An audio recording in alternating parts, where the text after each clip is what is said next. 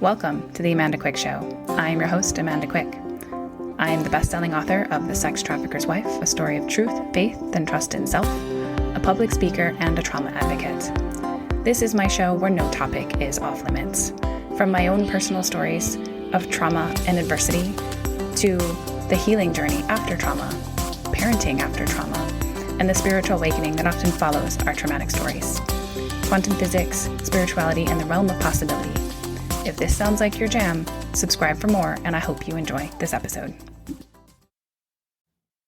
Hello, everyone, and welcome back to the Amanda Quick Show. I'm your host, Amanda Quick. Today's episode, I was originally going to share another crazy story of mine, but I decided to save that one for another day and instead share with you something else because I've had some really interesting conversations lately, and I feel like what may be supportive to others out there right now is to respond more publicly, in a sense, to some of the questions I've been getting lately about what healing looks like. Now, I won't say this is the same for everyone. I mean, part of the framework that I am developing is exactly that it is not the same for everyone and how and why that is. But what there are, as we are all humans, some similarities, and a lot of what we need to do when it comes to healing is the same sets of things, just in potentially different orders or in slightly different ways of looking at things. And let me explain here, because some of the questions I actually got an email from somebody who found me on TikTok asking if I had ever experienced threats of lawsuits or defamation suits or people coming at me publicly for sharing my story. And while I hadn't had that exact experience from a legal standpoint, I have had a lot of backlash when I first coming out with my story publicly. And when I first took my story to social media, I did it in 1 to 3 minute increments on TikTok. And then I discovered you can't put 3-minute videos on Facebook. So I chopped them up even further. And there was a 13 video series of the first probably year after my ex-husband's arrest and what that looked like. And, those 13 videos became 13 times 3 in the Facebook land. And so people were getting 1 to 3 minute snippets, where I say things like, I bonded him out, where I say things like, I aborted a child, where I say things like, I chose to believe him. And the comments on those videos were atrocious. They were horrific. They were threatening. They were, accusing. They were, I'm the problem. All of these things, these horrible things that people said to me. And so I've experienced all kinds of versions of that. And the way that I wanted to respond to this person who sent me, a question basically, and how do you go about sharing your story when that's the response you get? And how do you go about sharing your story and actually getting help and feeling healed when, as you're trying to help and as you're trying to share, that's the response you get? And I don't think she's the only one. And so I think it's really important that we talk about this because I'm a huge advocate for others to share their stories and to inspire other people to share their stories. But if you start to and you get that kind of reaction, well, it's not going to feel very safe to continue. It's not going to feel, if anything, it's going to feel like you're being re-traumatized and re-victimized because other people are misunderstanding your words or other people are accusing you of things that aren't true or they're not seeing the full perspective or they're taking, the 1 minute snippet and making assumptions. And what I want to say to everybody who's in that situation, whether you're this particular person or you're anybody out there who's experiencing that kind of backlash, is, first of all, you're not alone. And second of all, there is a way through this. And there is a way through that isn't just taking the videos down and deleting them, because there was a time where that would have been my response. My response would have been, screw this. I'm taking it down. I'm hiding. I'm isolating. I'm not doing it. But that's not who I am today. That's who I was back in 2016, 2017, when I deleted all social media accounts and I refused to talk to pretty much anybody because I was terrified that somebody was going to come at me, or somebody was going to tag me in a newspaper article post, or somebody was going to message me horrible things. I was absolutely terrified of it, so much so that I deactivated everything so that they couldn't. But today I'm a very different person. Here now, 8 years later, I'm doing the opposite. I don't even delete those posts. I don't delete those comments. I don't even react or respond anymore.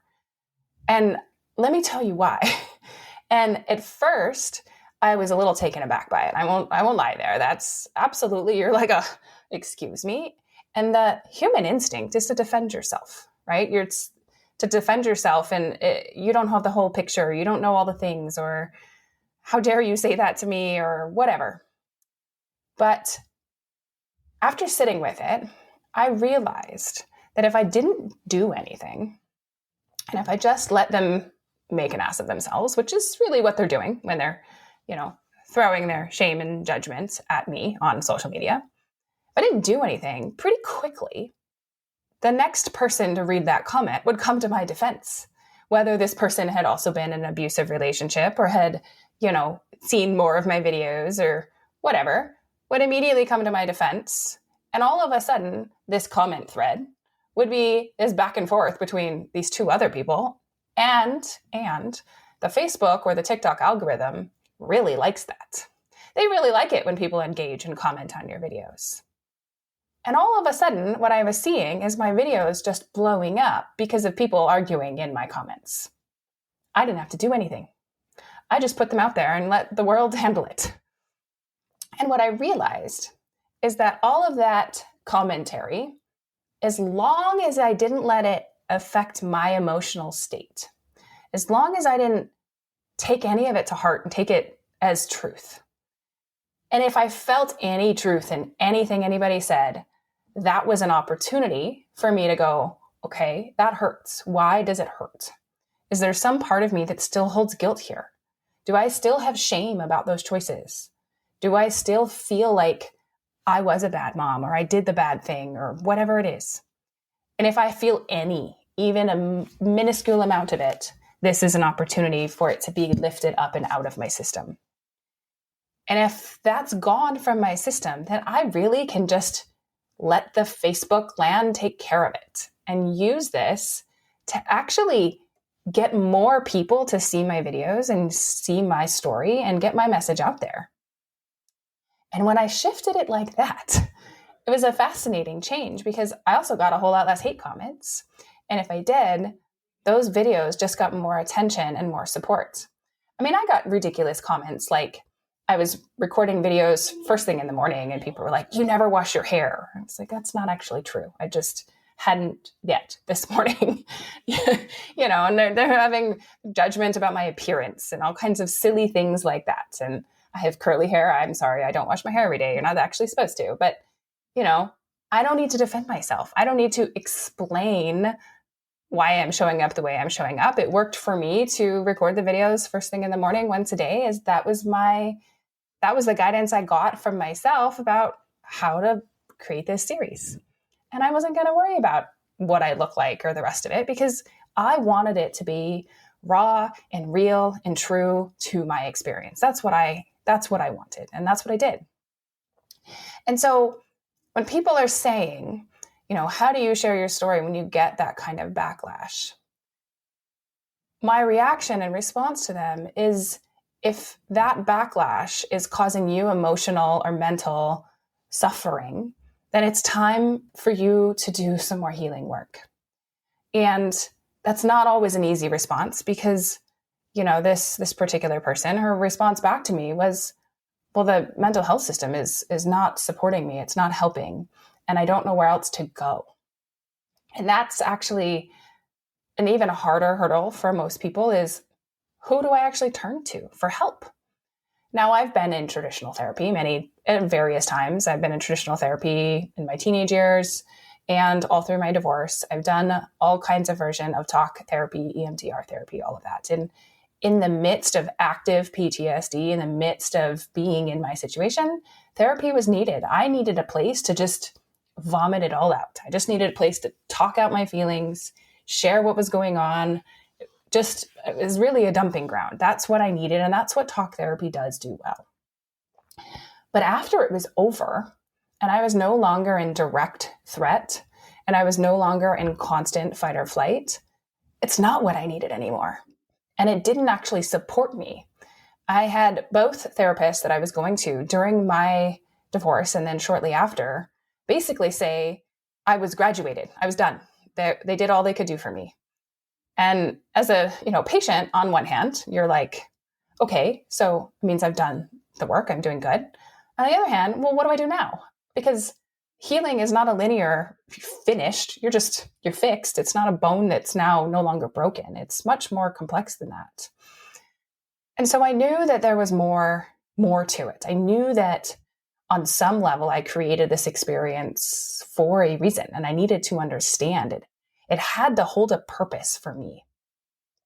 And that, I think, is something that's true for so many of us who go through big traumas or big situations. It's you get out and you go, what the heck was that about? Why did I have to go through that? What was the point? And I needed there to be a point that was more than just so you don't do it again or so you get to safety. I needed there to be a bigger picture. I needed it to matter.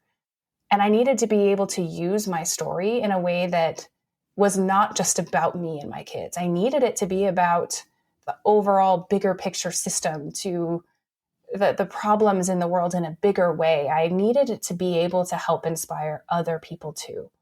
Like I needed that for me.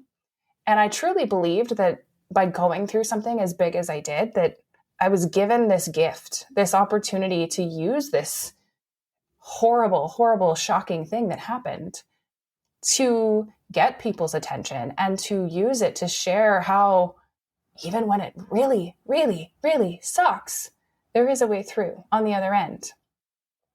And so I really wanted to wait until I had done some work before I actually wrote my book, and that I was writing my book not from a place of need to have more talk therapy. My book wasn't written in a way that was about dumping it out. It wasn't just a word vomit of things in my head. I wrote my book literally taking the reader through everything that happened in my mind, chronologically as it happened, taking you through my every thought process, my every fear, my every feeling, and everything that happened to me. And so I got to relive in detail everything that happened from the other side. And so not only am I taking the reader down the journey with me, I'm also taking them through and out the other end.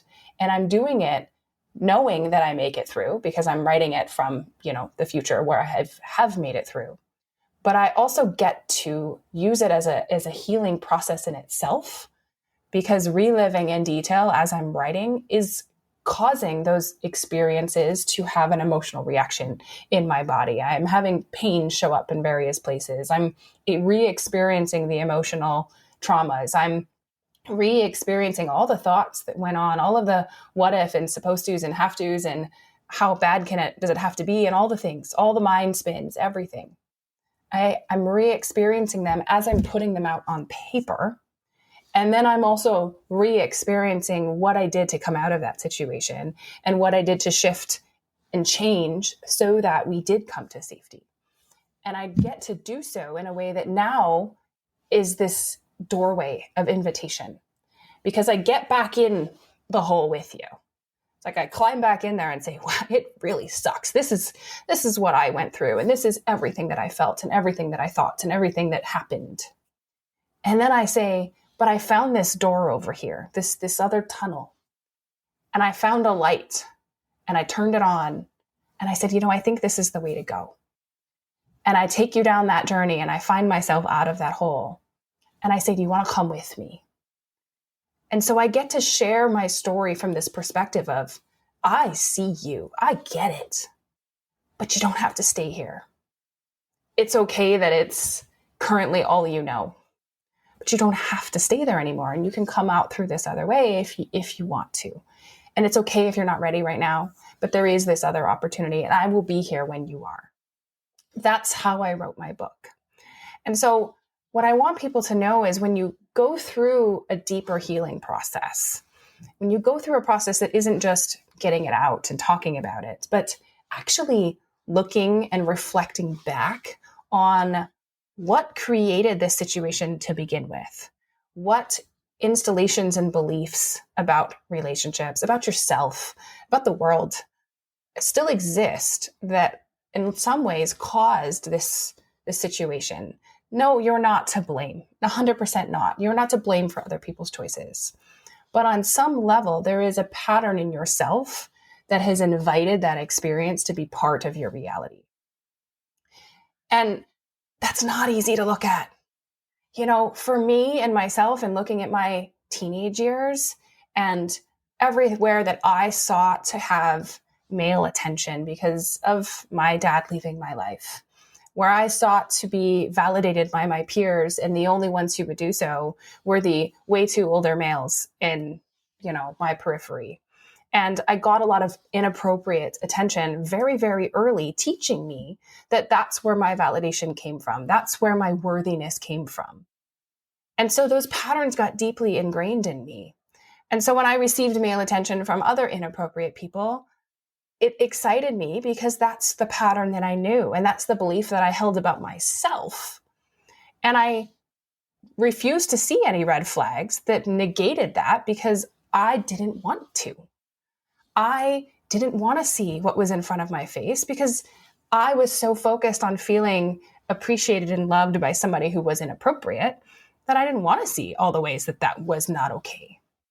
When I first met my now ex-husband, he was married to somebody else and we were dating in secret for over a year. Massive, massive red flag, right? And yet I didn't want to see it. I was 18, 19 years old. It was different with me. I had all these stories built up in my head that I was special and different and it was true love and blah, blah, blah, blah, blah. But, you can say, yes, I was young and naive. That is true. And yet I also was young and naive and had this pattern built up already, believing that my validation and worthiness came from the physical attention that I received from inappropriate men. And so then when he did eventually leave his ex-wife and we started our more public relationship, I jumped headfirst in and said, I was right. I was right. He did leave. It took a year, but he did. And now we're going to live happily ever after. I built this whole thing in my head, but it was a pattern of beliefs that wasn't even based in reality because I was choosing not to see so many things.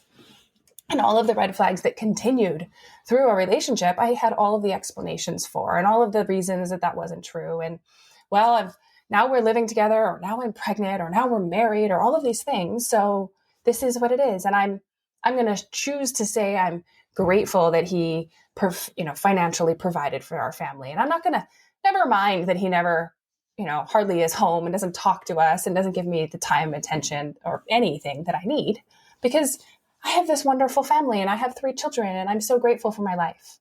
And I just put the blinders on. I literally had tunnel vision and only allowed myself to see what I wanted to see. Because for me, that's how I stayed safe. It's how I stayed safe in my body and in my world by not seeing all the potentials and possibilities around me. And so when it was smacked in front of my face, I still didn't want to see it. I still said, no, that can't possibly be true. My tunnel vision is even stronger. I'm going to hold to it. And I stayed in my marriage and I bailed him out and I focused on all of the reasons that, no, my faith in him has proven true thus far, right? I mean, obviously, in hindsight. And yet, when you're in it, you can't see what you don't want to see.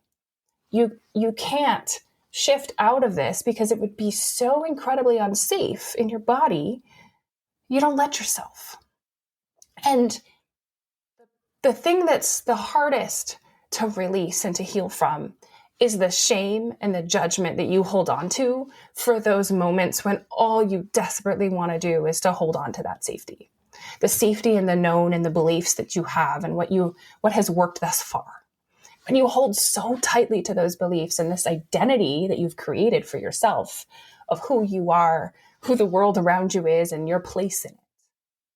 When you eventually can't anymore because the world shakes it too far and the blinders have to come off, the amount of shame and judgment that we hold on to us for ourselves, for the choices that we made with the information we had and our blinders on, that's the hard work. That's the deeper stuff. And those things don't always come out in traditional talk therapy. I certainly never did in mine. They don't come out in, talking to a regular mental health counselor. I haven't experienced that. I'm sure there's wonderful ones out there, and I'm not going to say that if your therapist is amazing, great.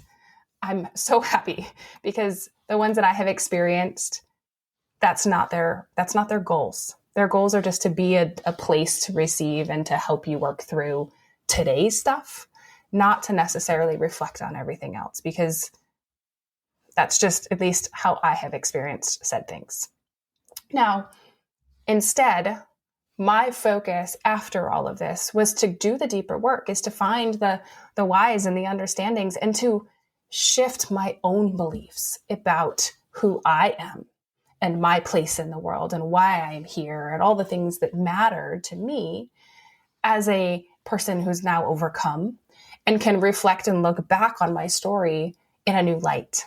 And I needed to get to that point to be able to feel safe enough to share my story with the world, truthfully.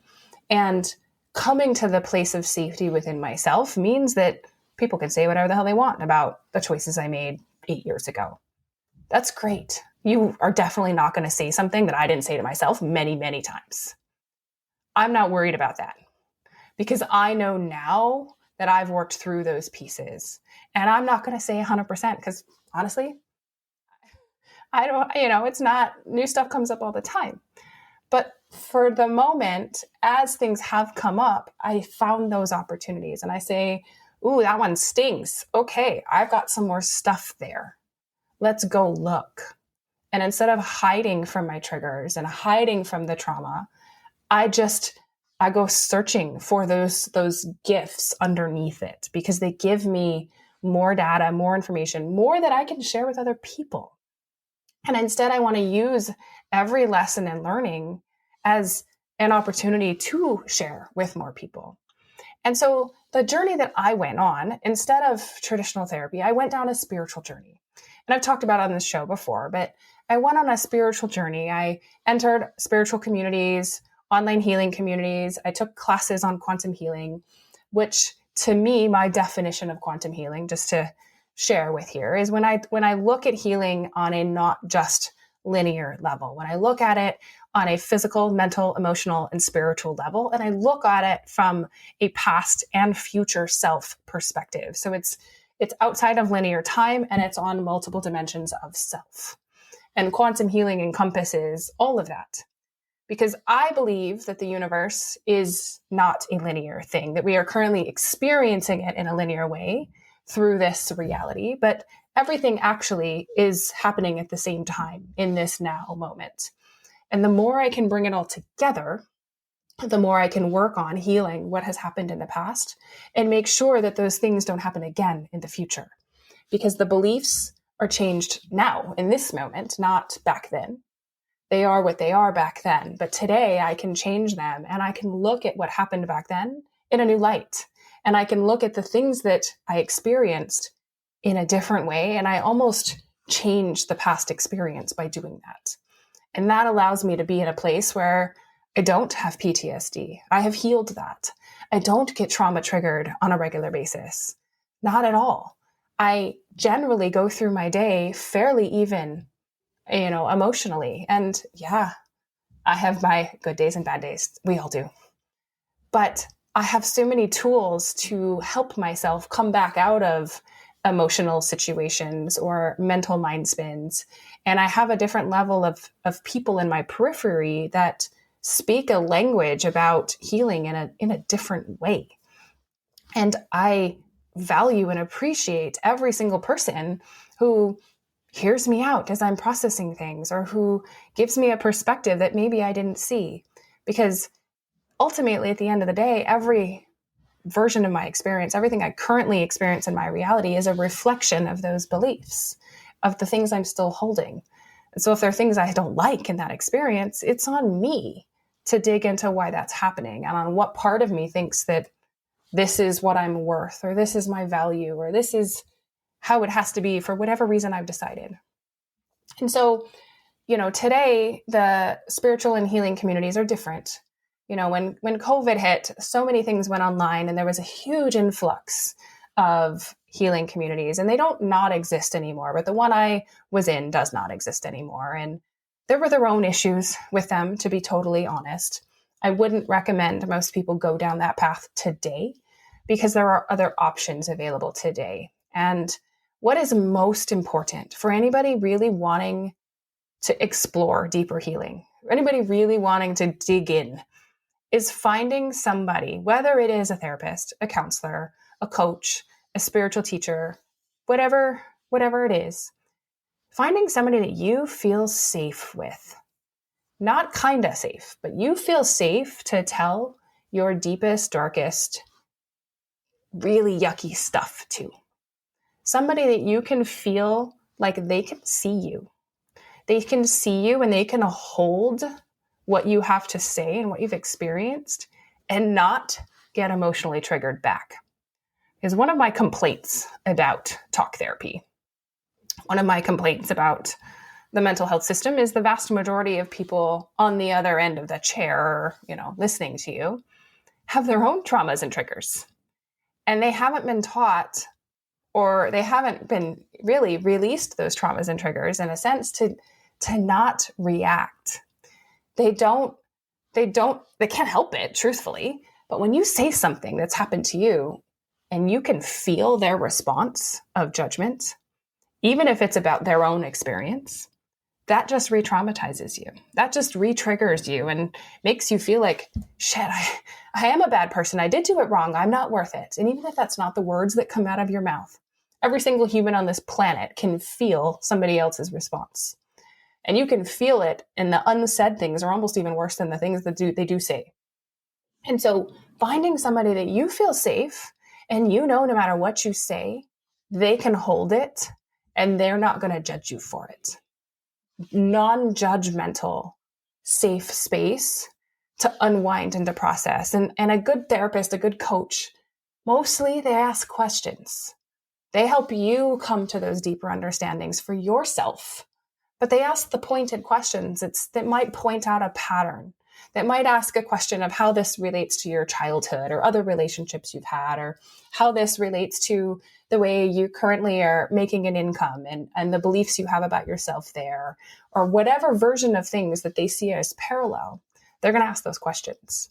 And they're going to allow you to reflect and say, is this connected? How is it connected? What is the belief I'm holding on to? What emotions are coming up when you ask me these questions? Where is it in my body? And how do it need to be expressed and moved and shifted? All of that is this deeper quantum healing work. It's the deeper work that brings up what's happened in the past, that brings up the potential and the fears in the future, and instead takes a look at who you are today and allows you to feel safe and seen and not judged for any part of your experience, so that it can start to come out and start to be moved and not be held on to be further triggered and traumatized in the future. That's what I think is the thing that most people actually need to heal.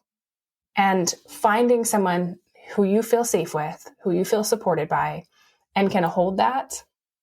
Now, I take a very, very small amount of one-on-one clients. I don't have the time or capacity to have a full caseload, nor do I truly want to, because my goal is to do more one-to-many and more sharing and bigger stages and all. That's currently my trajectory. But if you are looking for that and you feel like I might have that space for you, please do reach out. You can send me an email, amanda@amandaquickhealing.com. It will be in the show notes, and I will send you a link and we can chat and see if it is aligned. But I'm not the only person out there offering such service. And I'm not the only person out there who's been through horrible things that can hold safe space. But I am the only person out there that I know of that can hold space for certain deeper, horrific traumas without an emotional reaction or response. I'm sure there's others out there. I have just not met one that I feel that I could honestly recommend. Now, that said, sometimes if things are not quite that deep or that bad, there is other people you feel safe with. And there is potentially a counselor or therapist that could work for you. And there may be other opportunities and other avenues. But the first step is to recognize that there is deeper work to be done, and to then start to say, hey, I'm looking for this. I'm looking for support. What's available? Maybe it's, I want somebody in my specific area that I can go to and feel safe in their physical presence. Maybe it's even a body worker, massage person that can help you move through physical unsafety and feeling safe to be touched in various parts of your body. Because people who've been through physical traumas don't relax around physical presence. And somebody you felt safe with might be a step in that direction. Maybe it's somebody who you can feel safe to cry around. Maybe it's somebody you go on hikes with and help move the emotions and you just scream and cry and get it out. Or maybe it's somebody more like a coach or a therapist that can help you work through the mental beliefs and processes. There's so many versions of support out there. And it doesn't have to look like the traditional therapist or religious support. There's other opportunities if you're willing to open the door and ask the universe for help and guidance and be open to things looking maybe differently than you thought. There's also lots and lots and lots of books out there today about healing and changing your beliefs. Early on, I read The Power of Now, trying to focus on being present in myself and listening to my body. I've talked before, I've read The Nature of Our Personal Reality, one of the Seth books, and that really helped me understand how our beliefs create our reality. But there are many, many, many books about healing yourself and our ability to do so. We've got Joe Dispenza and his Becoming Supernatural book, and he talks a lot about healing, cancer and other really bigger physical ailments. And there's so much out there, so much content, so much free content, whether it's YouTubes or podcasts or whatever, books. And there's also the one-on-one support that if you're really ready to do the deeper work can be completely invaluable in unpacking and feeling seen and safe, maybe for the first time ever, so that you then can feel safe to share your story and to feel safe to go out, and whether it's stages or books or social media or a podcast or whatever it is your dream is, feeling safe that no matter what the reaction or response is, no matter whether it's a defamation lawsuit or it's accusations or it's social media trolls, that you don't feel shaken, that you don't feel pushed back, that you don't feel like somebody is coming at you and now you're re-traumatized and re-victimized for just trying to help. That's my goal, is to have and create and share how important this safety is in ourselves, in the deepest part of ourselves, and recognize that we are responsible for creating our internal safety, physically, mentally, emotionally, and spiritually. We are responsible for our beliefs in this now moment. We are responsible for creating our reality now and going forward. And if we get that, and if we're willing to unpack all of that and look at ourselves, I truly believe we can do anything. But if you're somebody who also wants to share your story, it's even more important to do that work so that you can do so safely and help others do the same. All right, guys, that is all I had for this week. I hope you enjoyed this episode, and I will see you next week. Lots of love.